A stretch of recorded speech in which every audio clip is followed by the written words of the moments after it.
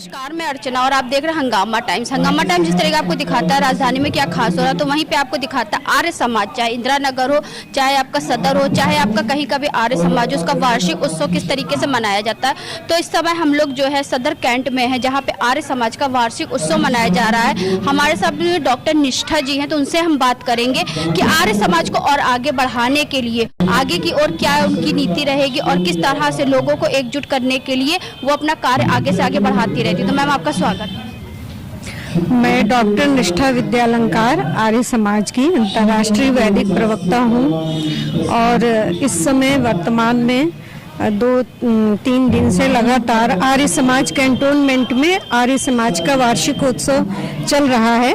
आज उसका कार्यक्रम समापन की ओर बढ़ रहा है और लोगों में वैचारिक क्रांति का संचार करने के लिए, जन जन के अंदर से अज्ञानांधकार को मिटाने के लिए और मनुर्भव का संदेश देने के लिए संगच्छध्वं संवदध्वं संवो मनांसि जानताम देवा भागम यथा पूर्वे समजानानाम उपासते। संसार के सभी लोग मिल करके चलें, उनके अंदर आपस में वैमनस्य ना हो, किसी के अंदर किसी के प्रति दुर्विचार ना हो और सभी के मन एक समान हो, जल की तरह आपस में मिले हुए हो।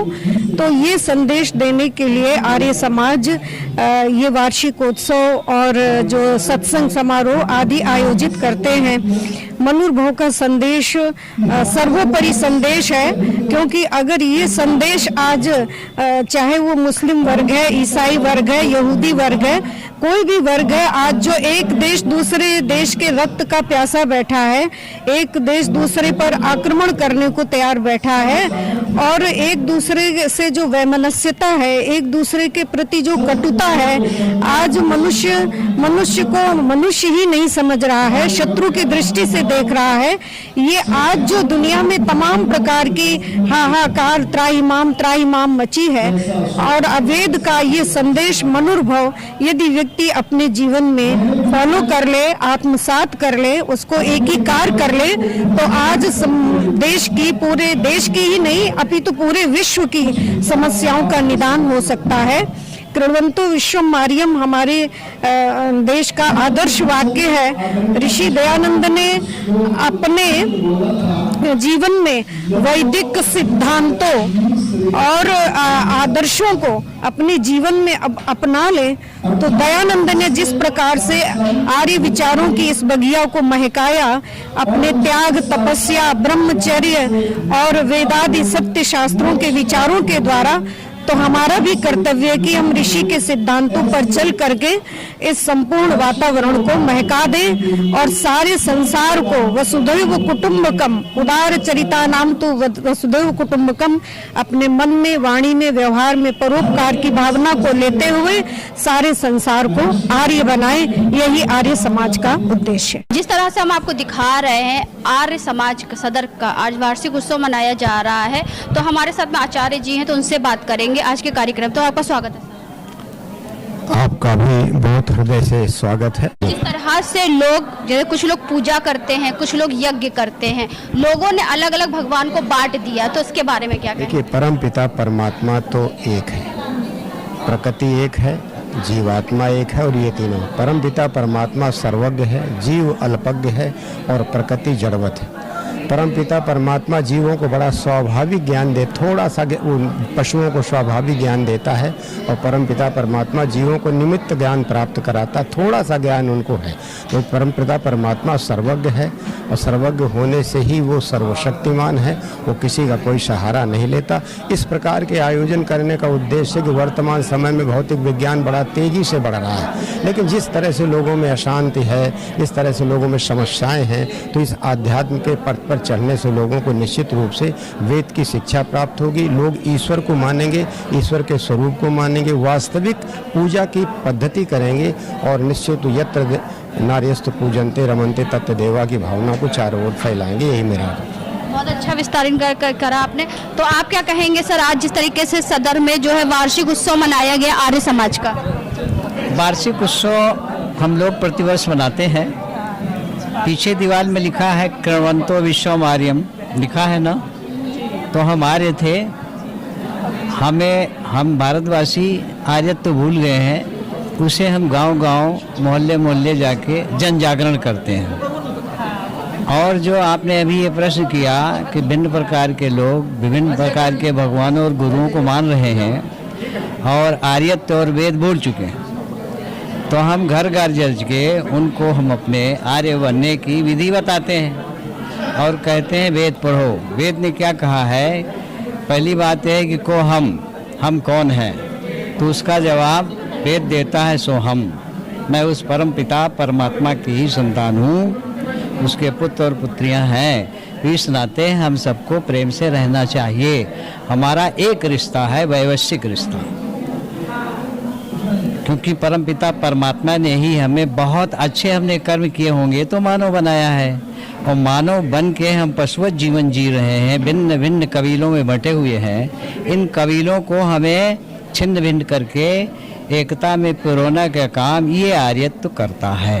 इसलिए हमारा जो स्लोगन है, नारा है, कृण्वन्तो विश्वम आर्यम, उद्घोष हमारा है। इसलिए हम कहाँ तक सफल हुए हैं और कहाँ तक हमारा संदेश जाना चाहिए, इसके लिए हमारा यह वार्षिक उत्सव होता है। आर्य समाज का जो वार्षिक उत्सव मनाया गया, हमारे साथ में रविंद्र आर्य जी हैं, तो उनसे हम बात करेंगे कि आज का वार्षिक उत्सव जो मनाया जा रहा है उसके बारे में क्या कहेंगे। तो सर, आपका स्वागत। सर, मैं रविंद्र कुमार आर्य, प्रधान सदर कैंट आर्य समाज। हमारा वार्षिक उत्सव बहुत ही सालों से, काफ़ी सालों से ये चलता चला आ रहा है, जो इसी पीरियड्स में होता है, और ये बहुत ही धूमधाम से होता है। प्लस इसमें शोभा यात्रा भी निकलती है।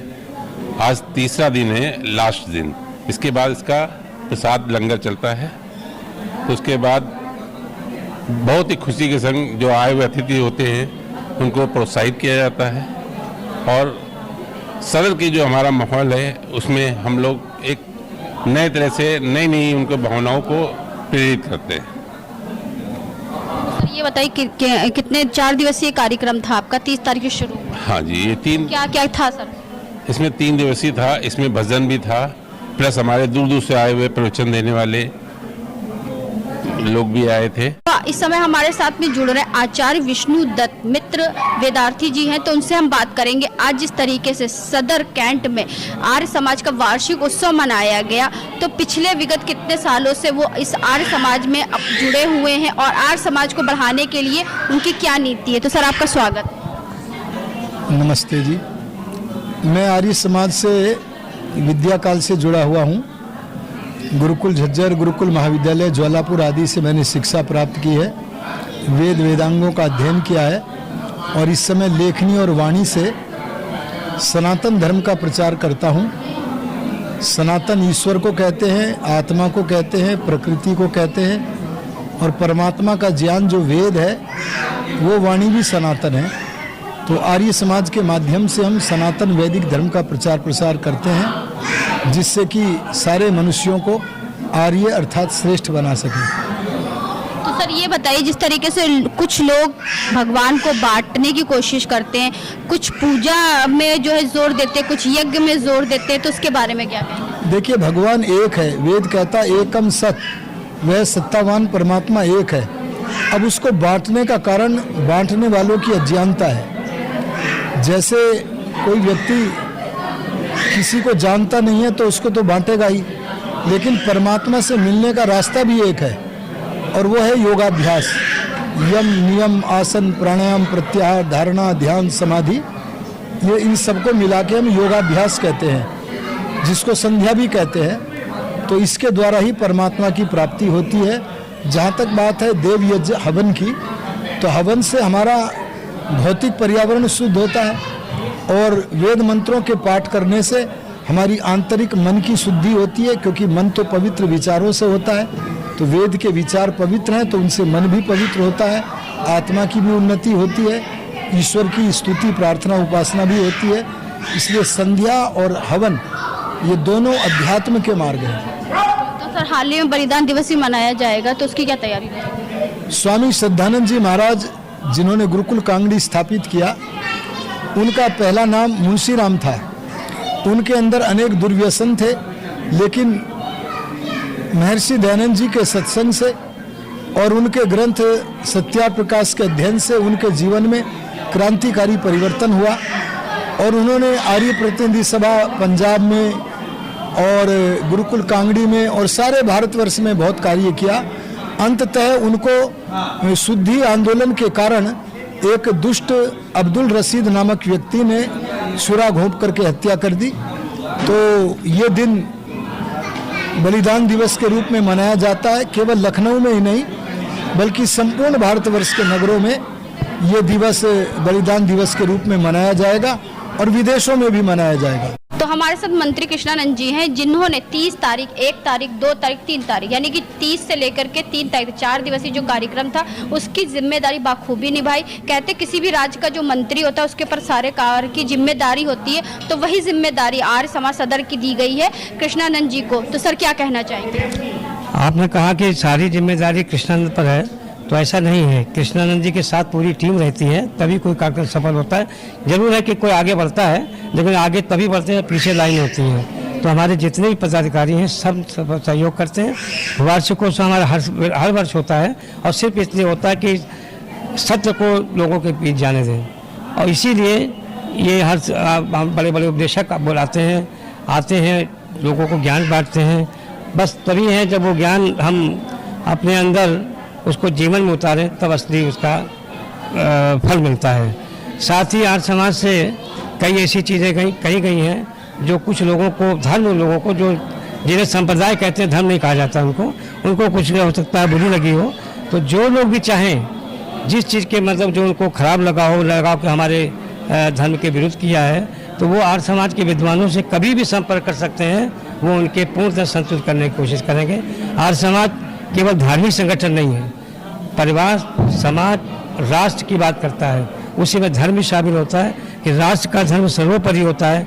इन भावनाओं के साथ हम लोग वार्षिकोत्सव मनाते हैं। सभी हमारे जो समाज के लोग हैं, बाहर से जनपद लखनऊ के बहुत दूर से आर्य समाज के लोग आए थे, हमारे गुरुजन आए थे, उन सब का हार्दिक अभिनंदन करते हुए अर्चना जी का विशेषकर जो आप हमारे संदेश को इस हॉल से बाहर दूर दूर से फैलाएंगे, इसलिए आपका भी भूल प्रशंसा और धन्यवाद करते हैं। तो आज हम लोग आए थे सदर कैंट में, जहां पे आर्य समाज सदर का वार्षिक उत्सव मनाया गया।